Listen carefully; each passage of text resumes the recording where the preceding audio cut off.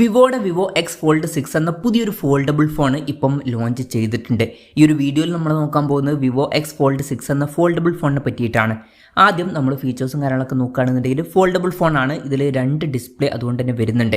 ഇപ്പം ഉള്ളിൽ 8.02 ഇഞ്ചിൻ്റെ 2K+ ഡിസ്പ്ലേ ആണ് വരുന്നത്. അമോലെഡ് ഡിസ്പ്ലേ ആണ് ഇതിൽ കൊടുത്തിരിക്കുന്നത്. പിന്നെ LTPO എന്നുള്ള ഫീച്ചർ സപ്പോർട്ട് ചെയ്യുന്നുണ്ട്. അതായത് റിഫ്രഷ് റേറ്റ് 1 ഹെർട്സിൻ്റെയും 120 ഹെർട്സിൻ്റെയും ഇടയിലായിട്ട് അഡ്ജസ്റ്റ് ചെയ്യാൻ കഴിയുന്നതായിരിക്കും. മാക്സിമം ഇതിൽ 120 ഹെർട്സിൻ്റെ റിഫ്രഷ് റേറ്റ് ആണ് സപ്പോർട്ട് ചെയ്യുന്നത്.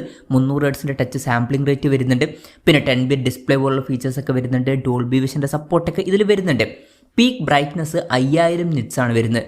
പിന്നെ ഈ ഒരു ഫോണിൽ 1920 ഹെർട്സിൻ്റെ PWM ഡിമ്മിങ് എന്നുള്ള ഫീച്ചറൊക്കെ സപ്പോർട്ട് ചെയ്യുന്നുണ്ട്. UTG ഗ്ലാസിൻ്റെ പ്രൊട്ടക്ഷനൊക്കെയാണ് ഇതിൽ കൊടുത്തിരിക്കുന്നത്. പിന്നെ ഇതിൽ എടുത്തു പറയേണ്ട ഒരു കാര്യം എന്താ വെച്ചാൽ ഈ ഒരു ഡിസ്പ്ലേ നമുക്ക് ഫോൾഡ് ചെയ്യാൻ പറ്റുന്നതായിരിക്കും. ഇത് ഫോൾഡ് ചെയ്ത് കഴിഞ്ഞാൽ പുറത്തൊരു ഹാഫിലായിട്ട് 6.51 ഇഞ്ചിൻ്റെ ഒരു ഫുൾ HD+ അമോലെഡ് ഡിസ്പ്ലേ വരുന്നുണ്ട്. LTPO എന്നുള്ള ഫീച്ചർ ഇതിലും സപ്പോർട്ട് ചെയ്യുന്നുണ്ട്. അതായത് റിഫ്രഷ് റേറ്റ് 1 ഹെർട്സിൻ്റെയും 120 ഹെർട്സിൻ്റെയും ഇടയിൽ അഡ്ജസ്റ്റ് ചെയ്യാൻ കഴിയുന്നതായിരിക്കും. മാക്സിമം 120 ഹെർട്സിൻ്റെ റിഫ്രഷ് റേറ്റ് ആണ് ഇതിൽ സപ്പോർട്ട് ചെയ്യുന്നത്. പിന്നെ ഇതിൽ പഞ്ചോൾ ഡിസൈനാണ് വരുന്നത്. പഞ്ചോൾ വരുന്ന ടോപ്പ് സെൻറ്റർ ഭാഗത്തായിട്ടാണ്.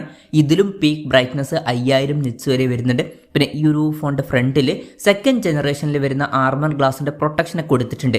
ഈ ഒരു ഡിസ്പ്ലേയിൽ ഡോൾബി വിഷൻ്റെ സപ്പോർട്ടും കാര്യങ്ങളൊക്കെ വരുന്നുണ്ട്. അപ്പോൾ ഡിസ്പ്ലേ ഫീച്ചേഴ്സ് മൊത്തത്തിൽ നോക്കുകയാണെന്നുണ്ടെങ്കിൽ അത്യാവശ്യം നല്ല ഡിസ്പ്ലേ ഫീച്ചേഴ്സും കാര്യങ്ങളൊക്കെ ഈ ഒരു സ്മാർട്ട് ഫോണിൽ വരുന്നുണ്ട് എന്ന് തന്നെ പറയാവുന്നതാണ്. പിന്നെ ഇതിൽ സൈഡ് മൗണ്ടഡ് ഫിംഗർ പ്രിൻറ്റ് സെൻസറാണ് കൊടുത്തിരിക്കുന്നത്. ഫോണിൻ്റെ വെയിറ്റ് വരുന്നത് ഏകദേശം 228 ഗ്രാമാണ്.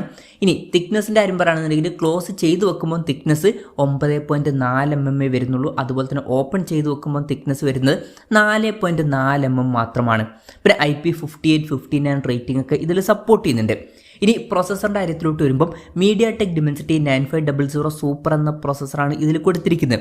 ഇത് MediaTekൻ്റെ ഏറ്റവും ലേറ്റസ്റ്റ് ആയിട്ടുള്ള ഫ്ലാഗ്ഷിപ്പ് പ്രോസസ്സറാണ്. അപ്പോൾ ബെസ്റ്റ് ആയിട്ടുള്ള ഒരു പ്രോസസ്സർ തന്നെ ഇതിൽ വരുന്നുണ്ട് എന്ന് പറയാവുന്നതാണ്. അപ്പോൾ അത്യാവശ്യം നല്ല പ്രോസസ്സറൊക്കെ വരുന്നുണ്ട്. 5G സപ്പോർട്ട് ഇതിലുണ്ട്.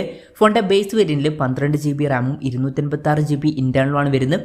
12 GB റാമും 512 GB ഇൻറ്റേർണലുമായിട്ട് വരുന്ന വെർഷനും 16 GB റാമും 512 GB ഇൻറ്റേർണലുമായിട്ട് വരുന്ന വെർഷനും 16 GB റാമും 1 TB ഇൻറ്റേർണലുമായിട്ട് വരുന്ന ഒരു വെർഷനും വരുന്നുണ്ട്. LPDDR5Xൻ്റെ റാമും അതുപോലെ തന്നെ UFS 4.1 സ്റ്റോറേജ് ടൈപ്പും കാര്യങ്ങളൊക്കെ ഇതിൽ വരുന്നുണ്ട്. IR ബ്ലാസ്റ്റർ എന്നുള്ള ഫീച്ചർ ഇതിൽ കൊടുത്തിട്ടുണ്ട്. ഈ ഫോൺ റിമോട്ടൊക്കെ ആയിട്ട് യൂസ് ചെയ്യാൻ കഴിയുന്നതായിരിക്കും. NFC-യുടെ സപ്പോർട്ട് ഇതിൽ വരുന്നുണ്ട്. പിന്നെ നല്ല വൈബ്രേഷൻ എഫക്റ്റിനൊക്കെ വേണ്ടിയിട്ട് X-ആക്സിസ് ലീനിയർ മോട്ടർ ഇതിൽ വരുന്നുണ്ട്. സ്റ്റീരിയോ സ്പീക്കേഴ്സ് ഇതിൽ കൊടുത്തിട്ടുണ്ട്.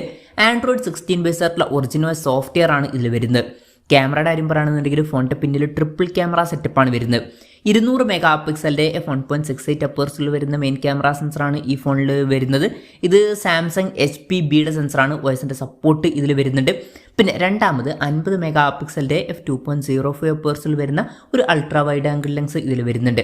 മൂന്നാമത് 50 മെഗാപിക്സലിൻ്റെ f2.57 അപ്പേഴ്സിൽ വരുന്ന പെരിസ്കോപ്പ് ടെലിഫോട്ടോ ലെൻസും ഇതിൽ വരുന്നുണ്ട്. വോയിസിൻ്റെ സപ്പോർട്ട് ഉണ്ട്. ഇത് സോണി LYT602ൻ്റെ സെൻസറാണ്. ഇതിൽ 3x ഒപ്റ്റിക്കൽ സൂമൊക്കെ സപ്പോർട്ട് ചെയ്യുന്നുണ്ട്. ഇനി സെൽഫി ക്യാമറയുടെ കാര്യം പറയുകയാണെന്നുണ്ടെങ്കിൽ 2 ഡിസ്പ്ലേയിലും 20 മെഗാപിക്സലിൻ്റെ f2.4 അപ്പേഴ്സിൽ വരുന്ന സെൽഫി ക്യാമറയാണ് വരുന്നത്. അപ്പം ഓൺ പേപ്പർ അത്യാവശ്യം നല്ലൊരു ക്യാമറ സ്പെസിഫിക്കേഷനൊക്കെ വരുന്നുണ്ട് എന്ന് പറയാവുന്നതാണ്. പിന്നെ പൊതുവേ വിവോയുടെ ഫോണുകളിൽ ഈവൻ ഫോൾഡബിൾ ഫോൺസിലാണെന്നുണ്ടെങ്കിലും അത്യാവശ്യം നല്ലൊരു ക്യാമറ പെർഫോമൻസ് കിട്ടാറുണ്ട്. ആ ഒരു ക്യാമറ പെർഫോമൻസ് ഇതിലും നമുക്ക് എക്സ്പെക്റ്റ് ചെയ്യാവുന്നതാണ്. പിന്നെ ബാറ്ററിയുടെ കാര്യത്തിലോട്ട് വരികയാണെന്നുണ്ടെങ്കിൽ 7000 mAhൻ്റെ ബാറ്ററി ഇതിൽ വരുന്നുണ്ട്. അത് നല്ലൊരു ബാറ്ററി കപ്പാസിറ്റി വരുന്നുണ്ട്. പ്രത്യേകിച്ച് പറയേണ്ട ഒരു കാര്യം എന്താ വെച്ചാൽ ഫോൾഡബിൾ ഫോൺസിൻ്റെ കാര്യത്തിൽ ഇത് വളരെ കൂടിയൊരു ബാറ്ററി കപ്പാസിറ്റിയും കാര്യങ്ങളൊക്കെ തന്നെയാണ്. അപ്പോൾ അത് നല്ലൊരു കാര്യമാണ്. പിന്നെ 80 വാട്ടിൻ്റെ ഫാസ്റ്റ് ചാർജിങ് സപ്പോർട്ടും വരുന്നുണ്ട്. അതുകൂടാതെ 40 വാട്ടിൻ്റെ വയർലെസ് ചാർജിങ് സപ്പോർട്ടും വരുന്നുണ്ട്. അപ്പം മികച്ചൊരു ചാർജിങ് സ്പീഡും ഇതിൽ വരുന്നുണ്ട്. പിന്നെ Type-C ചാർജിങ് പോർട്ടുമായിട്ടാണ് ഈ ഒരു സ്മാർട്ട് ഫോൺ വരുന്നത്. അപ്പം മികച്ചൊരു ബാറ്ററി സെറ്റപ്പ് ഈ ഒരു സ്മാർട്ട് ഫോണിൽ വരുന്നുണ്ട് എന്ന് പറയാവുന്നതാണ്. അപ്പം ഇതൊക്കെയാണ് മൊത്തത്തിൽ ഫീച്ചേഴ്സിനെ പറ്റി പറയാനുള്ള കാര്യങ്ങൾ. പിന്നെ ഈ ഒരു സ്മാർട്ട് ഫോൺ ഇപ്പം ഇന്ത്യൻ മാർക്കറ്റിൽ ലോഞ്ച് ചെയ്തിട്ടില്ല. ഇപ്പം ചൈനീസ് മാർക്കറ്റിലാണ് ഈ സ്മാർട്ട് ഫോൺ ലോഞ്ച് ചെയ്തിരിക്കുന്നത്. അവിടെ ഈ സ്മാർട്ട് ഫോൺ ലോഞ്ച് ചെയ്തിരിക്കുന്നത് 7999 യുവാൻ എന്ന പ്രൈസിങ്ങിലാണ്. അതായത് 1,11,000 രൂപ പ്രൈസ് റേഞ്ചിലായിട്ട്. ആ ഒരു പ്രൈസ് റേഞ്ചിൽ ഈ പറഞ്ഞിട്ടുള്ള ഫീച്ചേഴ്സ് എങ്ങനെ ഉണ്ടെന്ന് വെച്ചാൽ അത്യാവശ്യം നല്ല ഫീച്ചേഴ്സാണ്. ഇപ്പം നല്ല ഡിസ്പ്ലേ ഫീച്ചേഴ്സ് ഉണ്ട്, മികച്ച പ്രോസസ്സർ ഉണ്ട്, ഓൺ പേപ്പർ നല്ല ക്യാമറ സെറ്റപ്പ് ഉണ്ട്, അതുപോലെ തന്നെ മികച്ച ബെസ്റ്റ് ആയിട്ടുള്ള ഒരു ബാറ്ററി സെറ്റപ്പും ഇതിൽ വരുന്നുണ്ട്. മൊത്തത്തിൽ വളരെ മികച്ച ഫീച്ചേഴ്സുമായിട്ട് വരുന്ന ഒരു ഫോൾഡബിൾ ഫോൺ എന്ന് പറയാവുന്നതാണ്. പക്ഷെ ഒരു കാര്യമുണ്ട്, ഇന്ത്യൻ മാർക്കറ്റിൽ ഈ ഫോൺ ലോഞ്ച് ചെയ്യാൻ ചാൻസ് ഉണ്ട്. അപ്പം ഈ ഒരു ഫോണിൻ്റെ വില കുറച്ചും കൂടി കൂടാൻ ചാൻസ് ഉണ്ട്. മിക്കവാറും 1.5 ലക്ഷം രൂപ പ്രൈസ് റേഞ്ചിലായിട്ടെങ്കിലും ഈ ഫോണിൻ്റെ വില വന്നേക്കാം. കൺഫർമേഷൻസ് ഒന്നുമില്ല, നമ്മുടെ എക്സ്പെക്റ്റേഷൻ പറഞ്ഞു എന്നേ ഉള്ളൂ.